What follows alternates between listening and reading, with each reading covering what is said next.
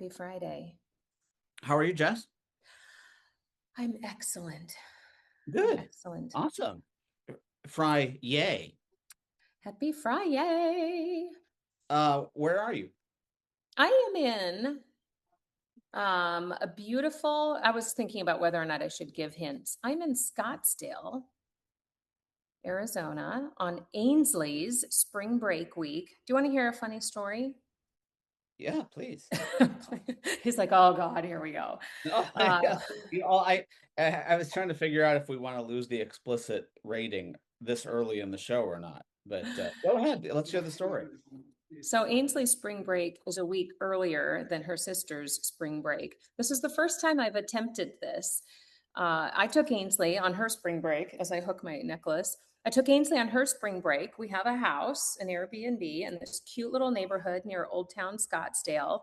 And her sisters and her dad and Jennifer are bringing her sisters here tomorrow. And we're overlapping all three girls for the weekend. And then I take Ainsley back for school, and her dad and sisters stay and keep the Airbnb for another week. So this is like one big combined extended family overlapping spring break. We've never tried this before. I Your need a backyard, mind. Chris, I love it. I need a mind map. Like I need that. It sounds very complicated. As families are, right? But she's Exactly. Yeah. Well, but she good. loves it here. Yeah, she's having a blast. So everyone, welcome. Now of Work Digital Meetup, episode 300. Congratulations to the entire community. I can't believe we've been doing this for 300 episodes. We started this on March 13th of 2020, the day that COVID became a thing. And here we are, March 27th, 2026, and it's episode 300. That is crazy. Is It there is anything crazy. else you have done 300 times with such consistency? I mean, not that many things, right? Other than the normal daily habits that we have to do. But like what have you committed to and done 300 times with consistency because it's a priority and it's important? So before we do that, can I just ask if anyone's new? Oh, Because let's if no one's if someone's new, then all of a sudden they're gonna be like, oh wow, it's my first one. I've missed 299 of these things. good Uh, point. but is anyone new? If anyone's new, welcome. Oh, Gabriella! good. Oh, I Nice to love see you. it. Welcome to the community. So yes, I'm so glad, and we always share LinkedIn addresses. So please link it in with each other and things like that. We've got some really cool announcements today as part of the Hmm. 300 as well that we'll get to in a Yes. second. But yeah, I don't know what I've done 300 times. I feel like I've flown 300 days in a row, if anything, but that's I not. I don't know that many 5 million milers, Jason. I think you've flown 300 and then some. Yeah, but I don't know what else I've done 300 times. I love some of the examples, piano lessons, newsletter. People who put out content consistently know that it does take commitment. You just got to stick with it. I know, Leah, the Leap Gen sweatshirt. Well, yeah, I figured I'd sport the Leap Gen sweatshirt because we started this like Mm-hmm. back in the Leap Gen days. Mm-hmm. Crazy, I love right? it. Yeah. Yeah, so 300 episodes. And we always start with the same question. We've been starting with the same question for a long, long time, which is how are you today? Green, yellow, red. Green, great. Yellow, so, red, not so good, but love to hear. How's everyone? David Green's here, in just because he's always green. Well, he's not always green, but uh, He's Mr. Green. but green. Let us know in the chat. How are you? Green, yellow, red. Green. I love it. Once again. Oh, we've got lots of greens. I like the greens. Sun is shining. I should be green, but I'm yellow today. Uh, I don't. Mm. Oh, I'm so sorry, Oh. Megan. Thank you for sharing. Hmm. Smadar. Smadar, I know you're in Israel.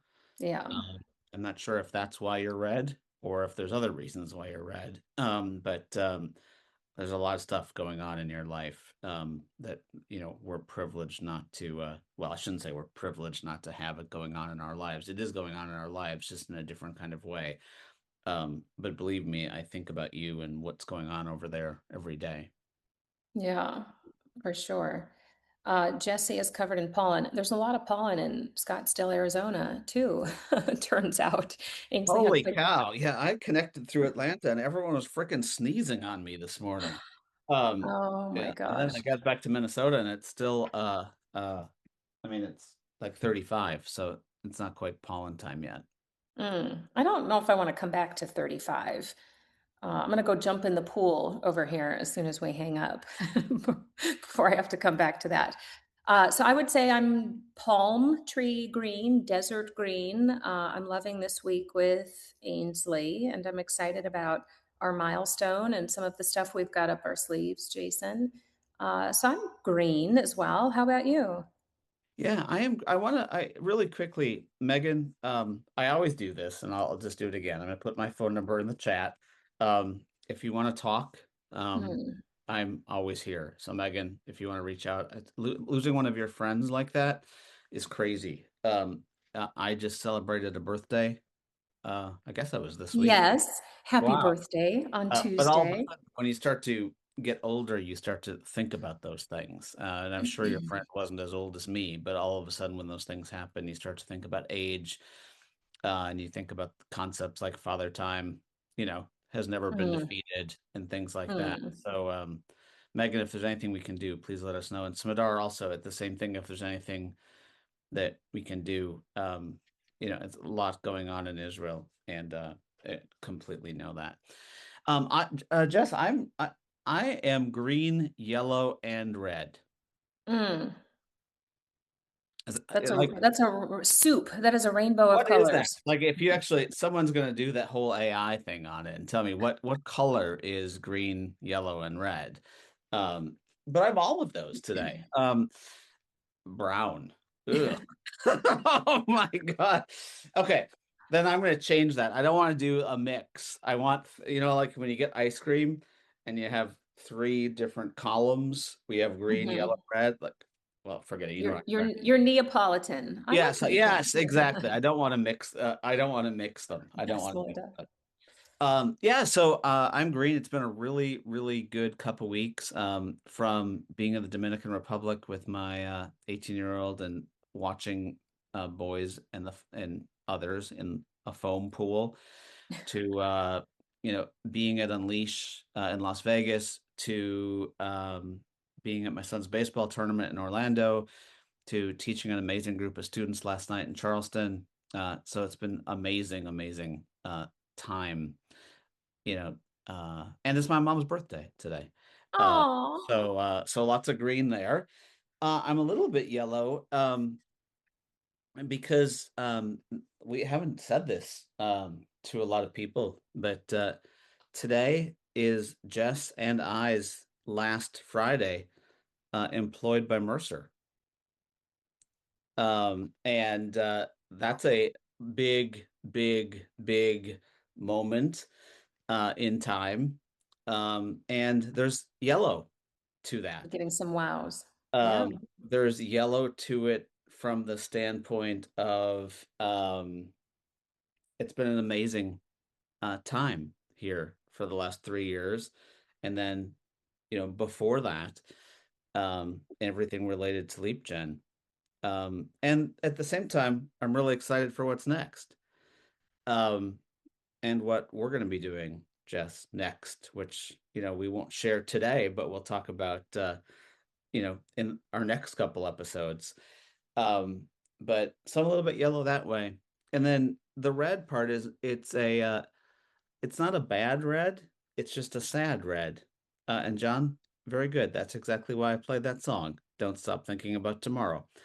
Um, there's uh there's so many people that have made up what LeapGen was and what we were able to do at Mercer. Um, that it's a little bit red saying goodbye to them, but at the same time, I know it's not goodbye. Hmm. I know it's hello, and it's the start of a new chapter. So lots of feelings, uh, Mm. which is why green, yellow, and red are all tied together. Okay, so we should answer. Oh, thank you, Kristen. a You know, Mercer color. the other thing, Jess, I wanted to say about red is that uh, the reason I said red is because I love when people do those hearts on here. You know, Mm, the hearts pop up, and like yeah, to me, like that's red.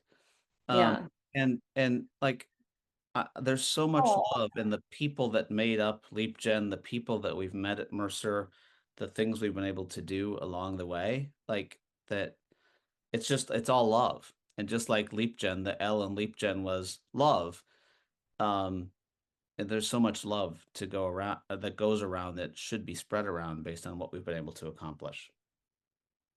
yeah. So to pre-answer a couple of questions, the Now of Work community, I know that is big news. David will read you in, okay, so that you have a proper uh, contact. Actually, we'll read everybody in soon, but we're trying to honor where we are right now.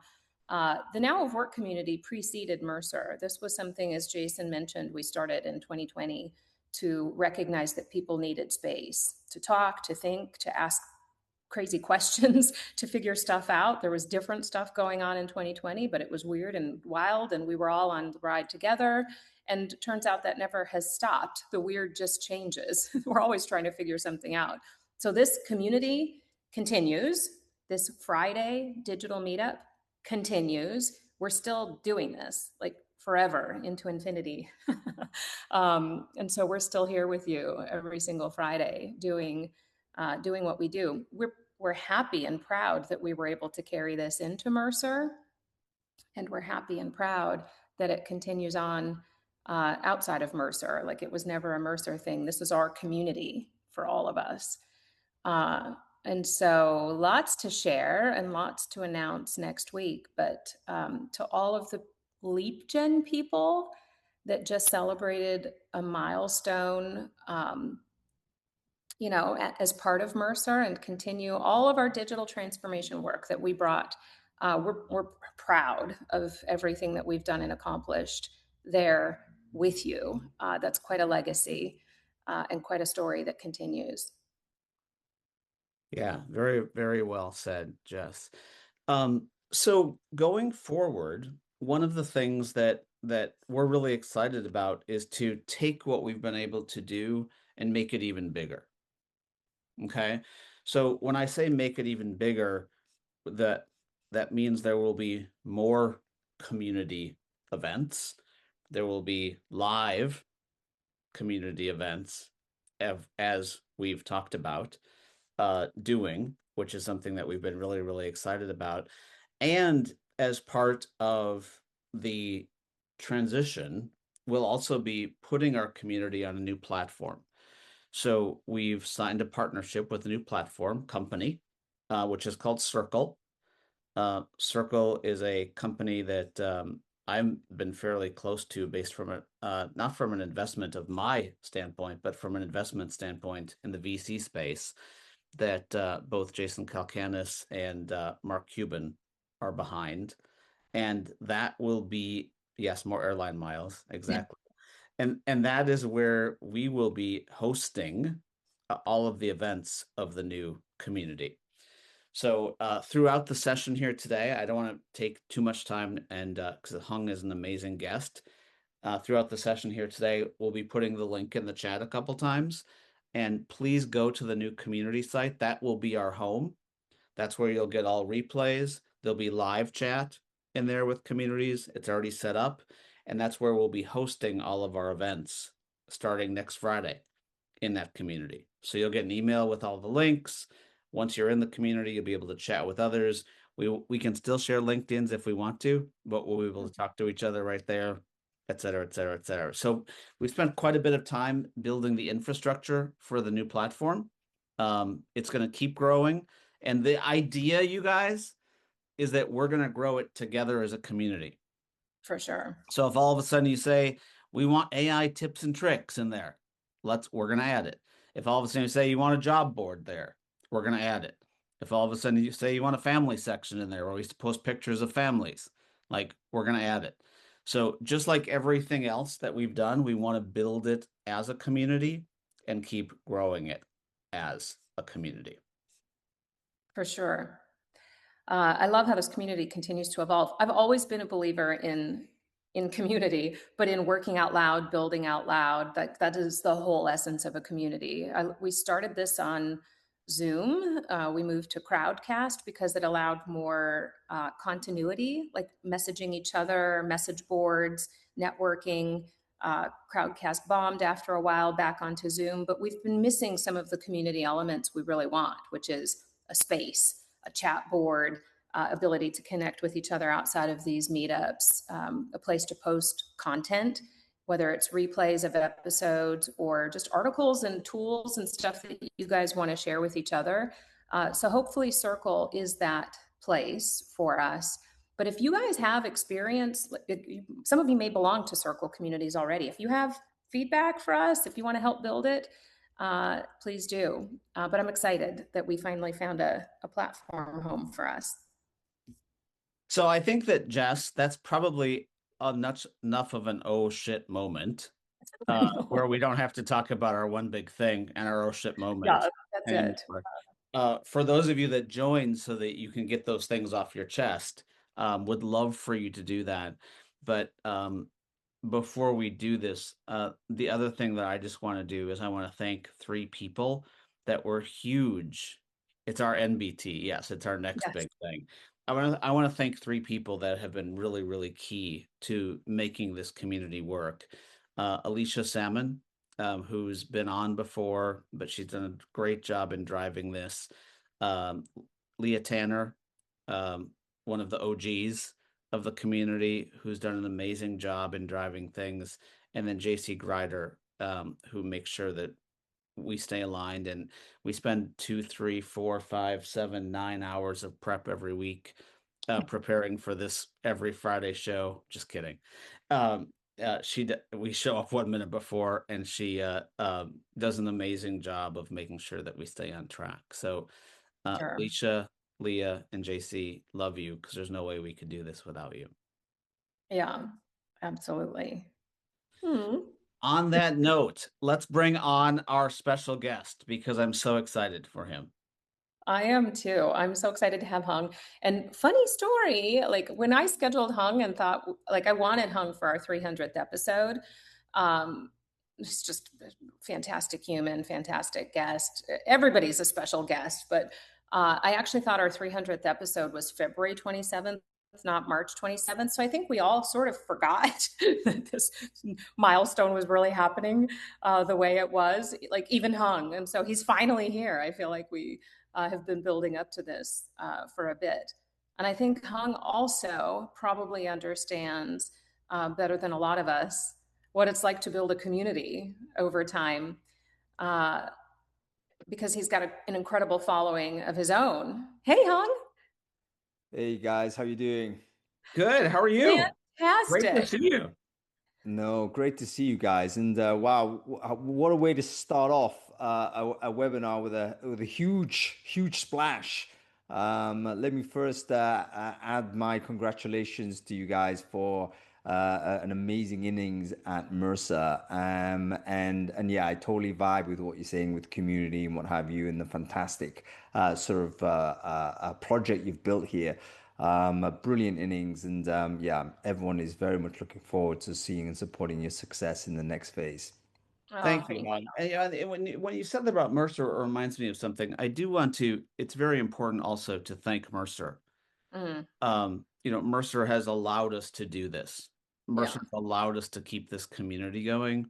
Pat Tomlinson, Ilya Bonik, Stephanie Penner, Susan Haberman have done a brilliant job in supporting this mission that Jess and I had. So it's important to call them out as well, because you can't do this without the support like that. So Hung, thank you for calling out Mercer as well.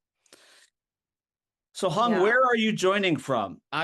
People need to hear the Hung story. And by the way, Hung and I hang out on X together. Hung and I will oftentimes retweet each other on X. Even though a lot of people get mad at me for being on X, I still get to hang out with people like Hung. So Jason Same, sends me links. same, I'm like, Jason. I I'm think not you, opening that there. I think Jason and I are probably the only recruiting people still on X. I think everyone else has been too horrified by the toxicity of it. But it's like, okay, you just gotta hold your nose. You gotta just Yeah, stay through it, you know. I love that. Oh, you have a lot of fans here, but for those who don't know you, Hung, what's your story and what's your vibe? Where in the world are you? What do you talk about? And Yeah, I mean, someone already put your episode, your morning episode of out there in the chat as well, which is great. oh, thank you, Steve. Yeah, appreciate it. So yeah, I mean, I'm still a recruiter. I mean, I psychologically still identify as one. I wake up every morning and think, yeah, I'm a recruiter, even though the truth is I haven't sort of sent a resume in anger in over 10, 15 years or so. Sent a resume. Um, uh, Yeah, like you know what, like really need to make a hire or make a placement. That hasn't happened for a long time. But yeah, it's like it's all I ever know. So even though I've now transitioned into a different type of function, I'm still thinking about recruiting. I'm still thinking about hiring. My role is pretty much like an ecosystem support person now, I think, like the entire recruitment ecosystem, whether you're an in-house person, a recruitment technology business, a candidate, a hiring manager that cares about recruiting. I see that as the entire ecosystem. And my job, such as it is just to try and make sure, the information is flowing through those folks, and the more education, information, connections we all get, the better we all become. And a more robust and healthy ecosystem is better for everyone. So yeah, that's generally what the North Star is. So Hong, where do you live now? I live in the UK. I live in London. Okay. I mean, I don't travel around a lot, but that's really a sample bias from my Instagramming. So my Instagram is generally a bunch of selfies. That's the entire thing. And I only post them when I've got something interesting on. Typically, when I'm in a recruiting conference or when I'm in a different location for another recruiting conference. So so that's generally it. But I'm in London usually, but I'm gonna about to embark on a big trip in Asia, so I'll be out in Mm. APAC for about 6 weeks or so. And I'll be trying to hit up a few local communities when I'm in those places as well, because we talk about recruiting a lot, but guess what? I know nothing about recruiting in Korea, know nothing about recruiting in Japan, know nothing about recruiting in China, any of those places. So I'm going to try and meet with people that recruit in those territories and then see whether we can bring some of their insight into the global discourse. So yeah, I'm excited about that trip. So Hong, I want to start and I want to take a candidate perspective because, I wrote a Substack yesterday about this where there's so many people struggling to think about what's next. Whether either it's finding a job out of college, thinking about their skills and what do they do going forward? Are they, I look in the mirror, Jess laughs at me because I say this quite a bit, like look in the mirror and ask myself if I'm still relevant all Mm. the time, as the world is changing so fast. So I would love for you, before we start talking about the nuts and bolts of the recruiter, because I think that gets talked about a lot. I don't think we talk about candidates enough. And if I'm a candidate, whether I'm a college student or mid-career, like what's the advice right now? Hmm. That is, I think, firstly, Jason, I think we're all candidates, aren't we? I don't think anybody is walking around with a sense of like a security about where they're at. The world has just changed in such a dramatic way over the past 5 years.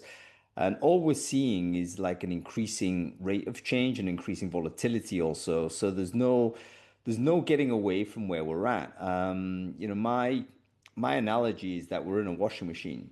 Mhm. We're in a washing machine, and the spin cycle is not going to slow down. And so that's alarming. That's sort of anxiety inducing. I think we're over the kind of the happy talk to say, hey, listen, this is just a cycle, be better in 6 months, 12 months, 18 months, what have you. This is a step change in terms of what the next sort of world is going to look like, and all of us are rightly anxious about it. The way I deal, including myself, by the way, the way I deal with it is two ways. I zoom out and zoom in. So the first thing I do is to zoom all the way out, into the galactic sort of space and think, okay, what does this all look like from that perspective? And it's like the Carl Sagan quote, it's like we're just sort of all these humans in this single pale blue dot in the middle of this huge Mhm. vastness of the universe. And whatever happens, everything is just so much bigger than our current moment. Let's understand that that's where we're at. Let's also understand that changes of this type have occurred before, and the people during those changes probably felt much the same as we did now. So all of the feelings we have are actually very normal, even though we've never been trained for them and we've never been prepared for it. But this is basically how change feels.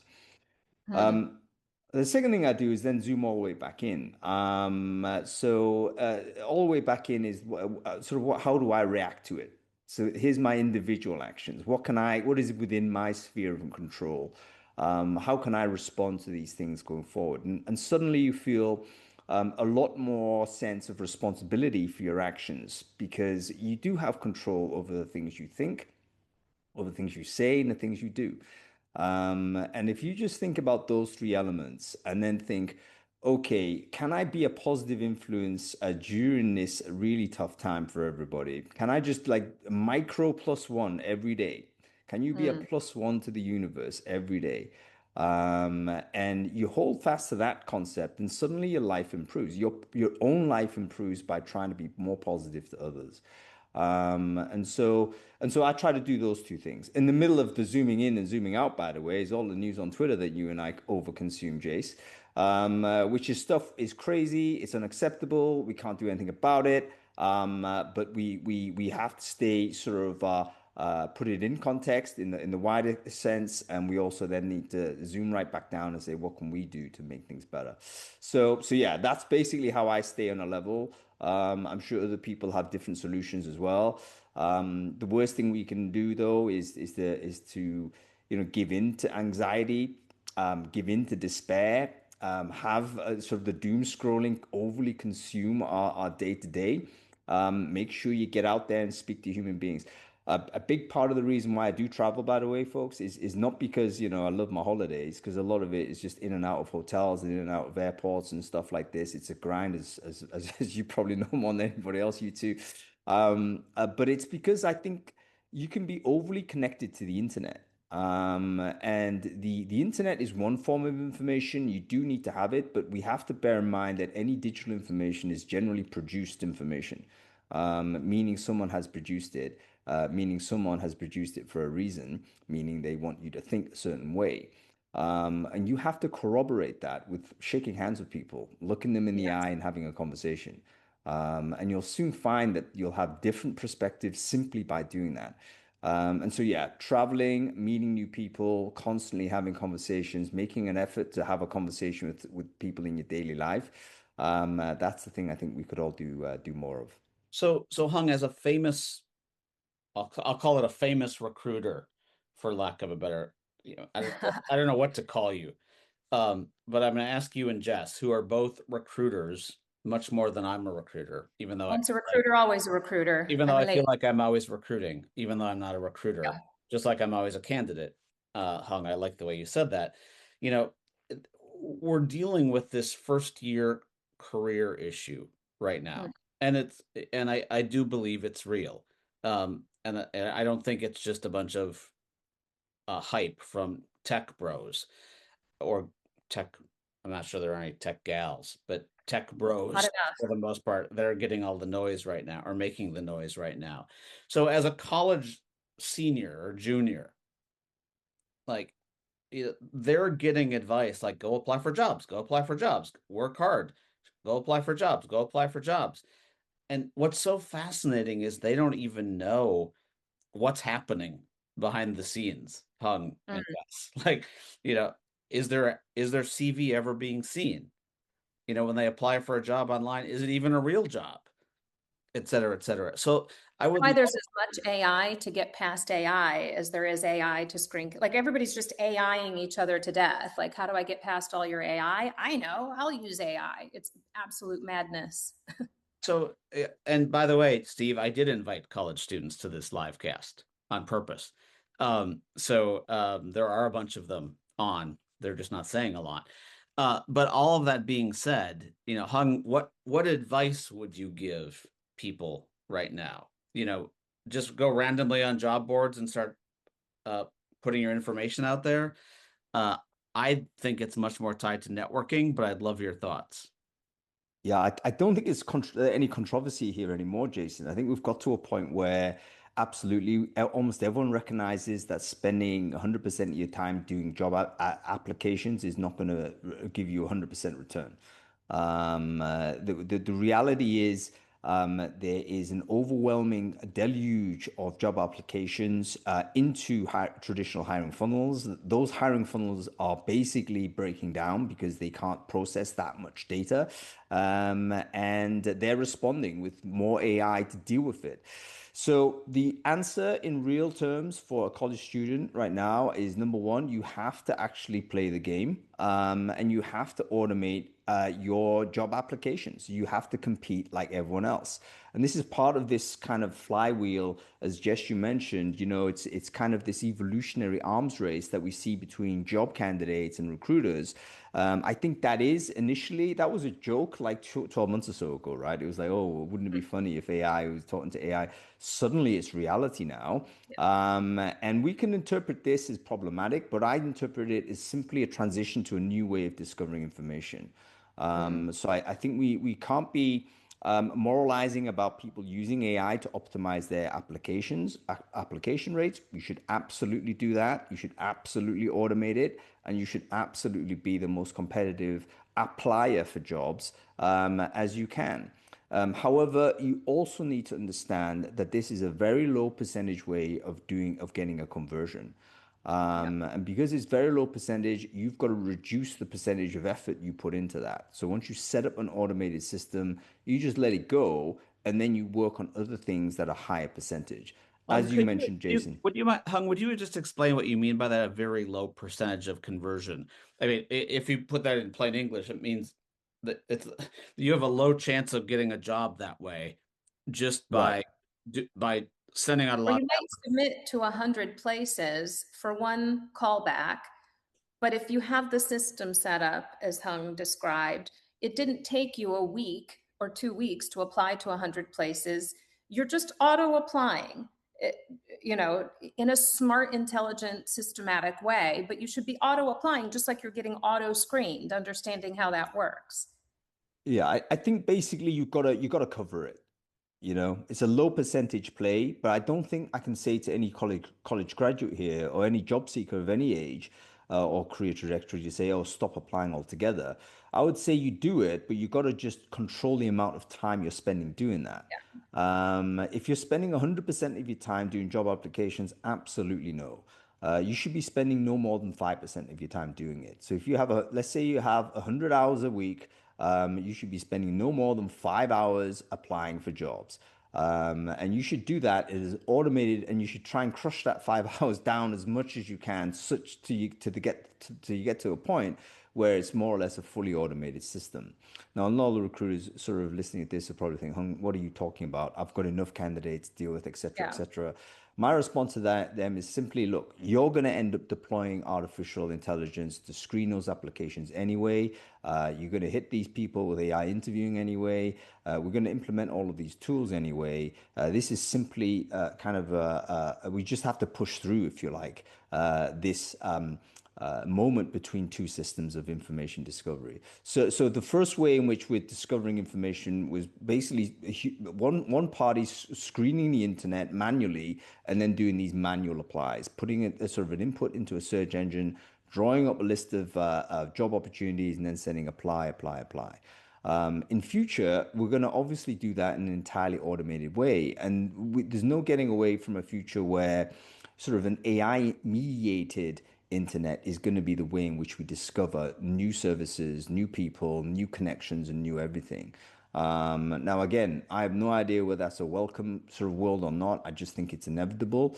So we might as well just get there as soon as possible, and not kind of waste time using an old process that's already obsolete. So number one, let's do that. That's less than 5%. What do you do with the 95%? actually everyone has the same advice, including people like LinkedIn. I was at LinkedIn Talent Connect earlier this week, and they were saying, hey, listen, the value of your connections, which is code for don't apply for jobs, or listen, which is code for, listen, don't spend all of your time applying for jobs, but actually using your connections as best you can is going to give you a much better chance of actually getting to of going through that sort of process, or better yet, going through an alternative process while everyone else is like going through the front of the door. So this is talking about building relationships with people in the companies you care about, identifying individuals you already know that might be adjacent to or working with those businesses, finding a way in which you could highlight your own profile, you highlight your own sort of narrative that catches the attention of those folks.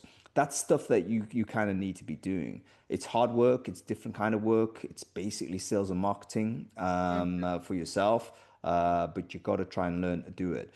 I think looking purely on sort of our own industry in talent acquisition and HR, the people I speak to that have got sort of a job recently, they've all got it through that method. Very few of them seem to have said, "Yeah, I applied for it and converted it." Most people have said, "Yeah, I basically spoke to someone who knew somebody in there and gone through."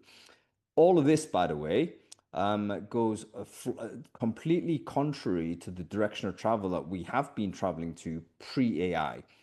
So we're rolling all the way back to your network, to your social capital, to the people that sort of who know you, who you know, all of those things that are kind of full of the that are sometimes quite problematic. We're talking about bias. We're talking about sort of people who have inherited network value, so to say. We know that sort of there's going to be people lower down that socioeconomic ladder that are they're penalized more for not having the network, or their parents not having the network than they are being materially disadvantaged. So we're rolling back to different kinds of biases, but that's the world, bizarrely, that AI is delivering us to. There's lots of things that seem to be going back towards even the pre-digital sort of period. But yeah, those are the things I would suggest you do. You got to divide your time and make sure you're investing in the areas that basically give you a better percentage chance of a result.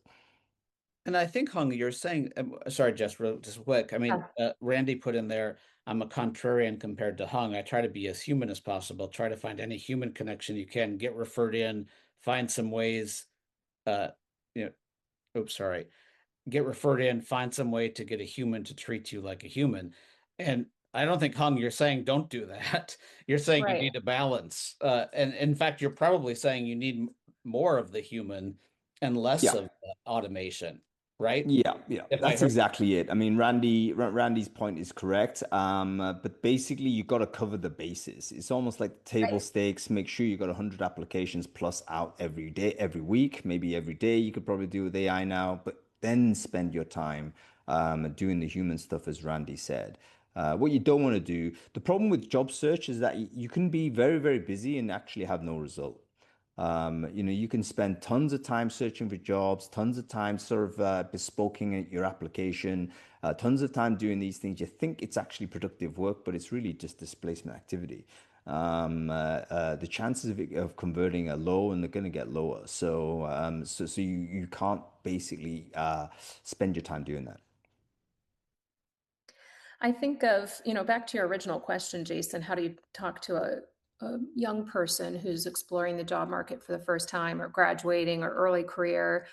Um, I very much think of this like, we sort of had traditional ideas, traditional paths. Every young person thinks they need to go to college, apply for traditional jobs, work in business or corporate, or whatever field of interest they have.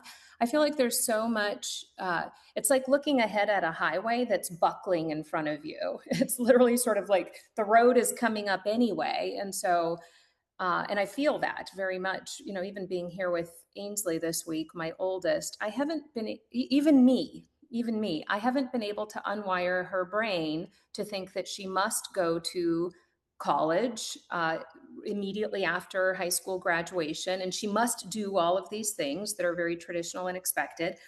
Even me, I can't seem to unconvince her that this is the expected path. Um, and just a quick story, this week while we're here in Scottsdale, we found a sunrise yoga class at the top of this little mountaintop. Be there by a certain time with a small group and an instructor, and watch the sunrise come up as you're doing yoga. And this instructor told a little story about how she came to be in Scottsdale doing sunrise yoga on a mountaintop at the foot of a tomb. Like, what a life.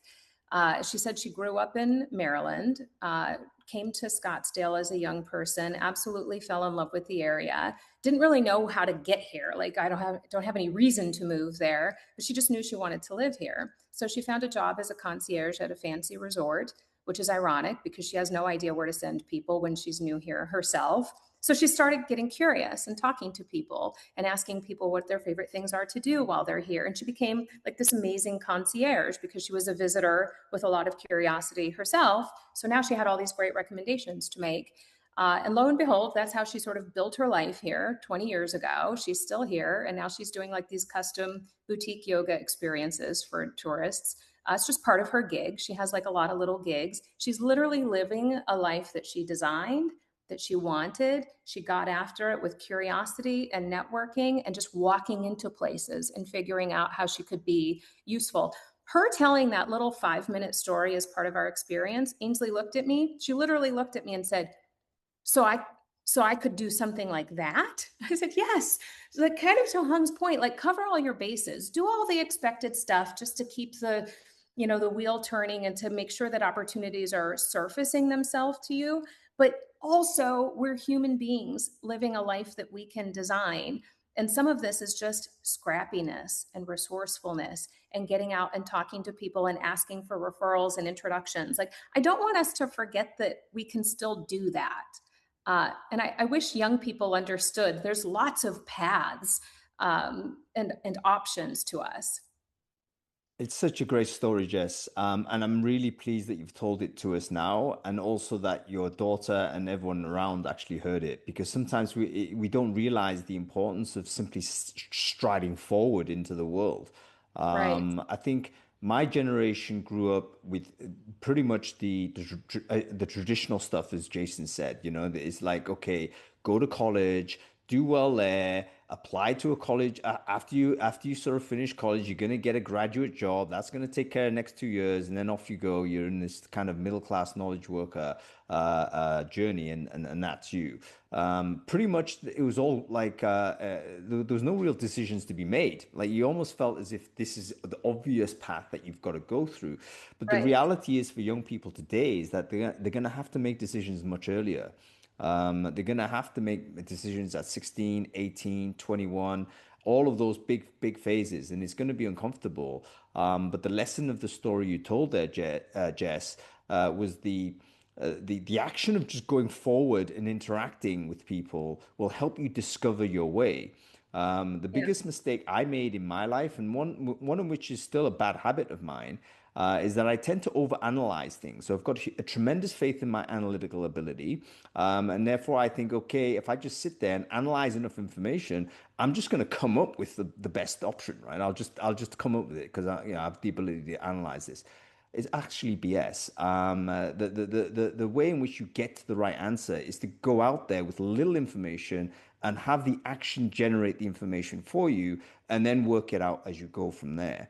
Yeah. And I think if young people take the attitude as from the lady you described, I think they'll be much better set. So it's almost a sort of an attitude shift as much as a mindset shift. And I'm pleased that your daughter's being given at least an example to follow there. Hung, one of the things that people ask me all the time, whether it be on college campuses or in large organizations that I work with, is you mentioned making decisions at 16 and 18. And people are like, I don't know anything.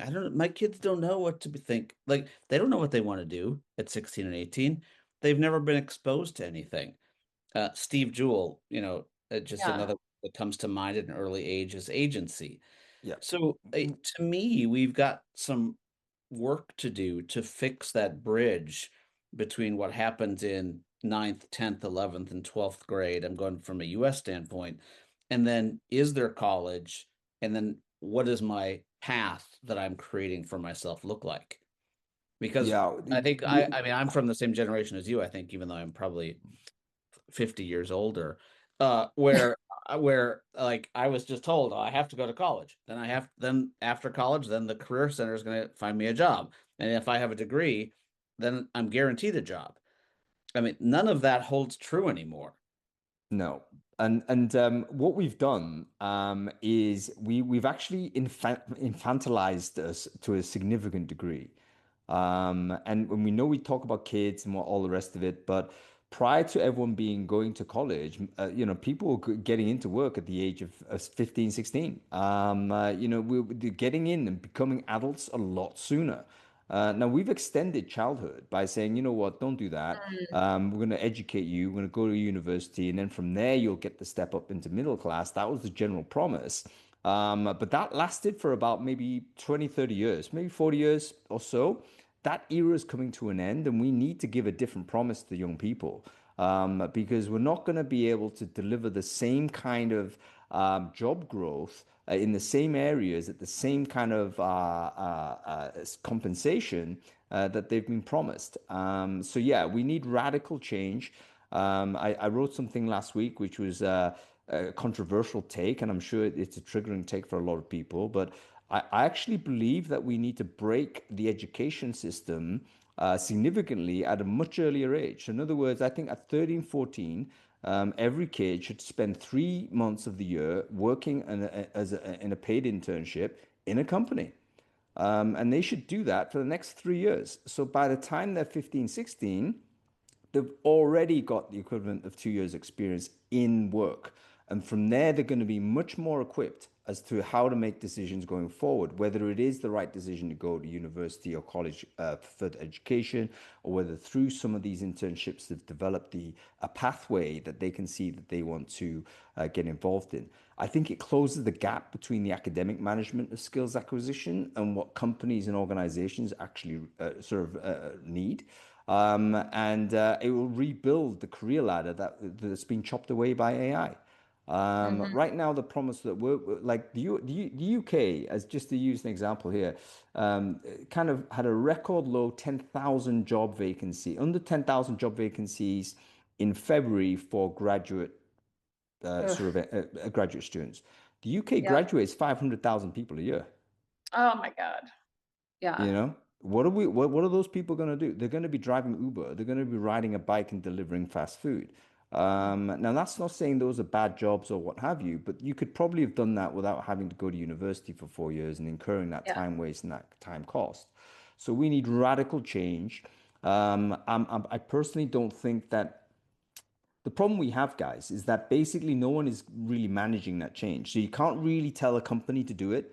You can't say, hey, we want you to hire a bunch of young people because we think it's good for society. The company is going to make decisions that's good for the company. And right now, it's not clear whether hiring a young person where you need to invest a ton of time before you get any kind of return is in fact the optimal case. In fact, you can often see from their behaviors that they don't think that's the case.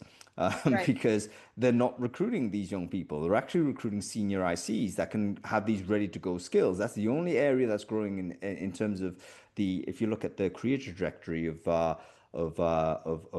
company hiring. So I think it needs state intervention. I think basically governments are going to need to change the way in which we think about young people coming into the world of work. It's not going to be here, you get educated, big break, then you start work.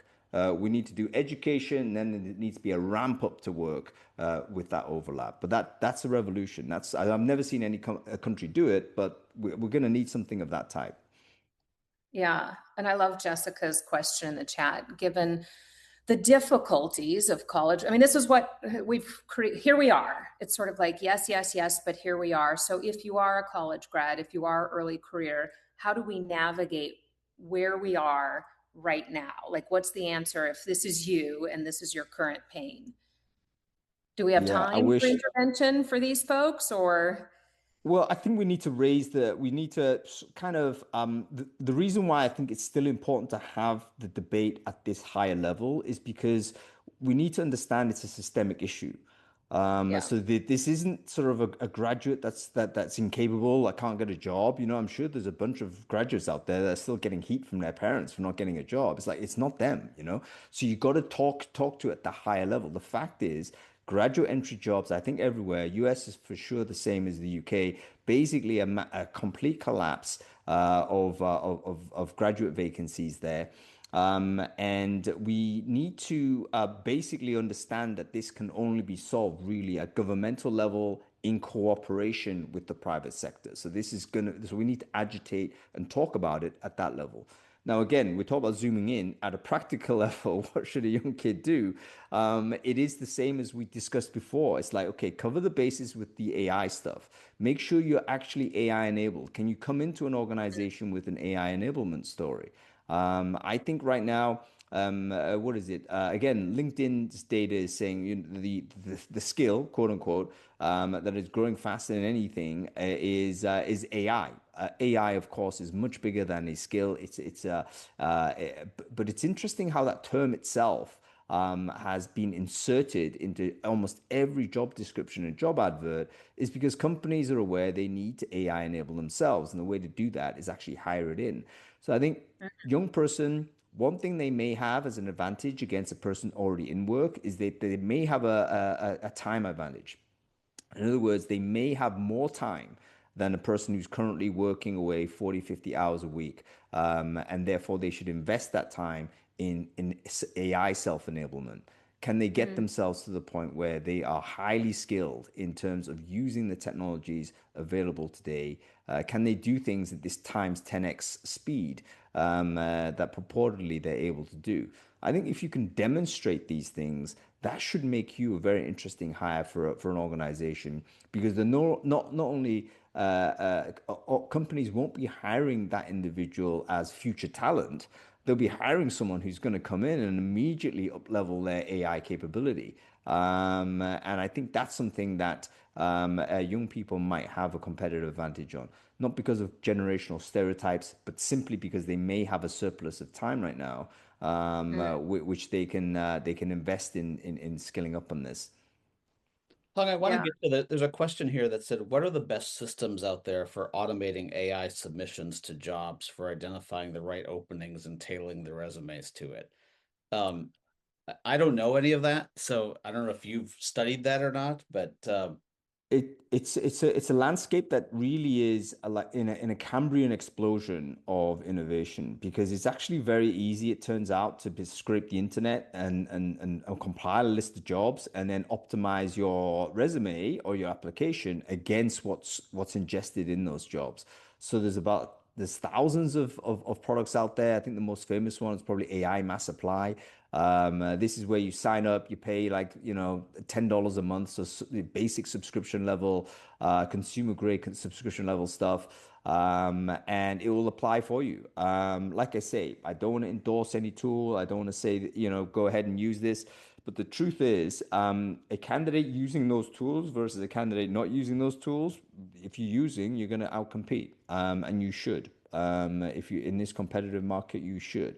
But bear in mind, the effectiveness of these tools will start kind of sort of declining as employers start responding to them Yeah. with more artificial intelligence screening and so forth and so forth. So this is where some of the other stuff we talked about needs to come into play. So it's like any Yeah. marketing tool, sort of innovation. It's going to last for about 3 months. It's got to work for 3 months before the rest of the market does the same, and then there's a response from the people who are on the receiving end. Yeah. I know. And recruiters are getting sick of this. Yes, I know. This is the whole like whack-a-mole thing where we're just out AIing each other. I think the most innovative employers are giving some guidance.